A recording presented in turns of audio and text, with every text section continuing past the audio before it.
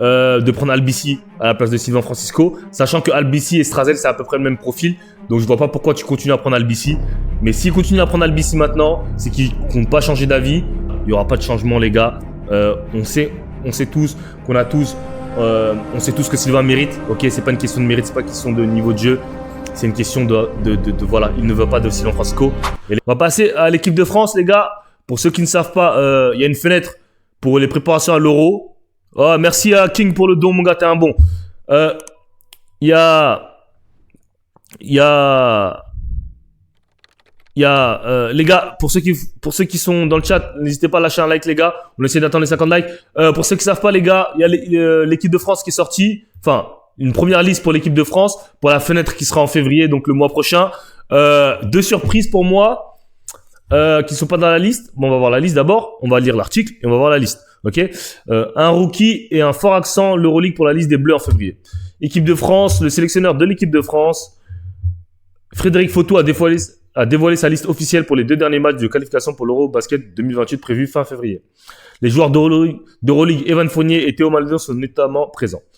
La liste de l'équipe de France pour la fenêtre internationale de février 2025 a été dévoilée. Parmi tels, on retrouve de nombreux joueurs d'Euroleague comme Evan Fournier, Théo Maledon, mais aussi un rookie, Nils Sako. Cette sélection bleue jouera les 2 derniers matchs de qualification à l'Eurobasket 2025, le 21 en Croatie et le 24 février à Orléans contre la Bosnie.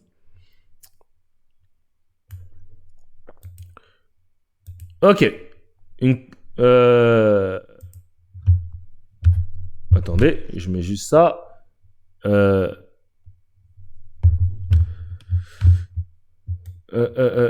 Signe avec qu'un seul survivant de l'argent olympique lors de la fenêtre de novembre, Albici. La première de Frédéric Fautou. Les Olympiades sont cette fois présents en plus grand nombre, confirmant sa disponibilité pour ces 2 derniers matchs de qualification à l'Eurobasket. Evan Fournier sera bien de la partie en février. Les autres Argentais de l'Olympique seront de retour, Mathieu Strazel et Isaiah Cordinier. Retour de quelques déçus des JO. Dans cette deuxième liste de l'ère, on retrouve aussi les déçus de la dernière campagne olympique, ainsi Théo Maledon et Elio Kobo. Les derniers coupés pour la liste finale des JO de Vincent Collet font leur retour sur la clinique des Bleus. Avec un costume à portée beaucoup plus grand pour le joueur de l'ASVEL, passant de joueur en manquant de temps de jeu en NBA à l'un des meilleurs joueurs d'Euroleague, tout comme Jalen Hurts, partenaire d'entraînement durant la préparation pour les Jeux, qui est l'un des leaders du Maccabi Tel Aviv en Euroleague. Enfin, Vincent Poirier, qui avait dû renoncer aux JO à cause d'une blessure à la cheville gauche. Un rookie et quelques résistants de la fenêtre de novembre. Malgré l'arrivée des joueurs d'Euroleague, il reste quelques survivants de la double confrontation contre Chypre en novembre dernier. Outre Andrew Albici, on retrouvera encore Yohan Makoundou, Aminoua et Adam Mokoka. Et 5 rookies avaient fait leur début de cette occasion. À cette occasion, cette fois, il n'y aura qu'un seul petit nouveau, le Longogil de la VL, Nils Sako. Ok, dans l'impossibilité de convoquer les joueurs d'Euroleague lors de sa première liste, Frédéric Fautou a cette fois eu un choix plus large pour composer sa deuxième sélection, mais pas plus simple. Et ce n'était pas évident car de nombreux joueurs performent en Euroleague et il a donc fallu faire des choix assez forts, explique le sélectionneur. Parmi les grands absents de cette liste, on peut citer Franklin Chikilna, Sylvain Francisco et Nadir Rifi. Ayant connu ses premiers pas en bleu en novembre, Nolan Traoré sera cette fois partenaire d'entraînement en compagnie de Bryce Desser et Mohamed Jarrah. La liste de l'équipe de France pour la fenêtre internationale de février 2025. Les meneurs Théo Maledon, Elio Kobo, Mathieu Strazel. Elio Kobo, c'est pas un meneur, c'est un poste 2. Mathieu Strazel, Andrew Albici. Les extérieurs, Isaiah Cordinier, Evan Fournier, Adam Mokoka. Les intérieurs, Jalen Hurts, Vincent Poirier, Yohan Makoundou, Nils Sako, Aminoua. Les partenaires d'entraînement, Bryce Desser, Mohamed Jarrah et Nolan Traoré. Ok. Pourquoi Nadir n'est pas sélectionné? Ok. Est-ce que vous pensez que Nadir mérite d'être sélectionné? Est-ce que vous pensez que Sylvain Francisco mérite d'être sélectionné? Dites-moi.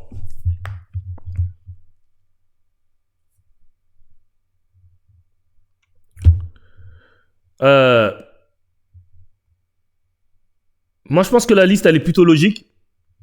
Bon, je ne vais pas me répéter à chaque fois. À chaque fois, je me répète, hein, les gars. Mais il y a juste un joueur qui me dérange sur cette liste. C'est Albici. Sinon, le reste, je pense que ça a du sens. Donc, moi, je vais vous dire ma liste. Je partirai avec Francisco,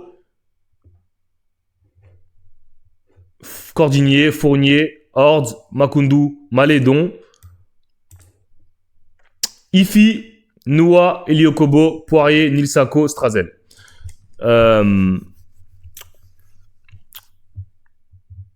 Tranquille, c'est la prépa. S'il mérite pas, il mérite quand même. Francisco, oui.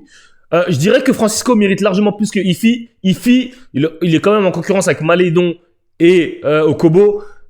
Tu peux dire, allez, je préfère prendre Malédon et Okobo, tu vois. Mais je vais vous le dire, les gars, cette liste, elle veut dire, il y en a qui vont dire c'est juste une fenêtre. Moi, je vais vous dire, cette liste, elle veut dire beaucoup de choses. Elle veut dire beaucoup, beaucoup de choses. Et je pense que c'est la confirmation. Je pense sincèrement qu'on ne reverra plus Sylvain Francisco en équipe de France. Je pense, les gars, voilà. Je pense que c'est fini, Sylvain Francisco en équipe de France. Tout simplement parce que on l'a pas vu au JO. Je vois pas ce qu'il peut faire de plus, Sylvain, parce que c'est clairement en français avec Malédon. Pour moi, Malédon, c'est plus un poste 2. Hein. Mais si tu considères Sylvain Francisco vraiment comme un poste 1, c'est le meilleur meneur d'Euroleague. Il n'y a pas de meneur meilleur que lui en Euroleague français à l'heure d'aujourd'hui. Donc je vois pas pourquoi il est pas dans cette liste. Donc voilà, c'est pas compréhensible de prendre Albici à la place de Sylvain Francisco, sachant que Albici et Strazel c'est à peu près le même profil. Donc je vois pas pourquoi tu continues à prendre Albici. Mais s'il continue à prendre Albici maintenant, c'est qu'il compte pas changer d'avis. Il continuera à prendre Albici, ok. Et voilà, il y aura pas de changement, les gars. On sait tous qu'on a tous. On sait tous que Sylvain mérite. Ok, c'est pas une question de mérite, c'est pas une question de niveau de jeu. C'est une question de voilà, il ne veut pas de Sylvain Francisco. Et les gars, on va aller voir ses stats d'Euroleague à Sylvain Francisco.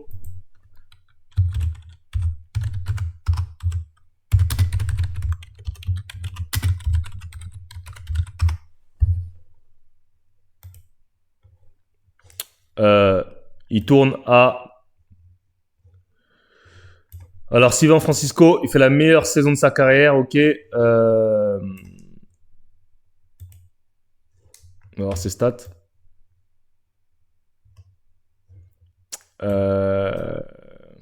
Team. Attendez, j'essaie juste de trouver ses stats.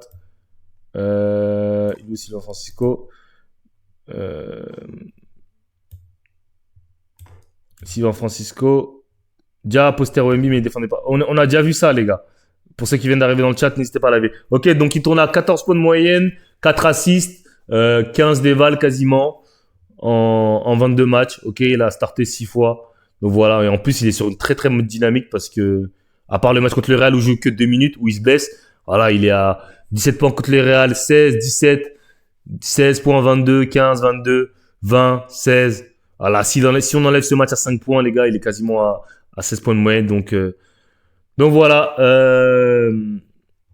Clairement, je pense que Sylvain Francisco, on ne le reverra plus en équipe de France, comme je l'ai dit. Faut pas oublier, les gars, que quand Sylvain, pour ceux qui connaissent Sylvain depuis longtemps, quand il était à Levallois, il avait eu quelques soucis avec Levallois. Et à ce moment-là, c'était Frédéric Fautou qui était coach.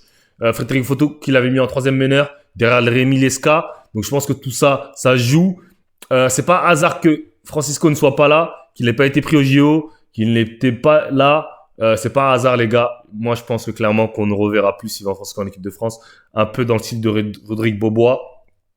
C'est pas ce que je lui souhaite, hein, clairement.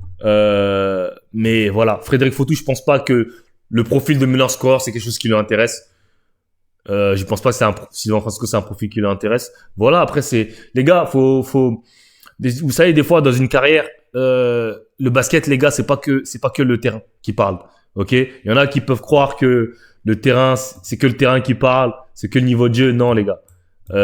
La politique, faut savoir que le basket, c'est un business.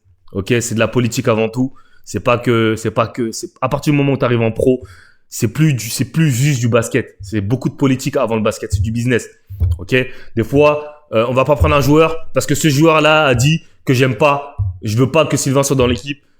Voilà, ce joueur-là, il a un peu plus de pouvoir que lui. On le mettra pas dans l'équipe. Ok? Donc voilà. Les Algris, ils sont classés combien en Euroleague? Ils sont classés combien? Ils sont 12e. Ok, ils ont baissé, mais ils étaient pas mal au classement au début de saison.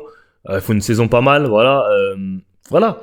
Le choix de Strazel, je le comprends. Ok, Strazel, il fait une énorme saison cette année, les gars. Il est en forme en plus en ce moment. Donc, je dis pas que Strazel ne doit pas être là. Je dis tout simplement que Albici ne doit pas être là. Tout simplement.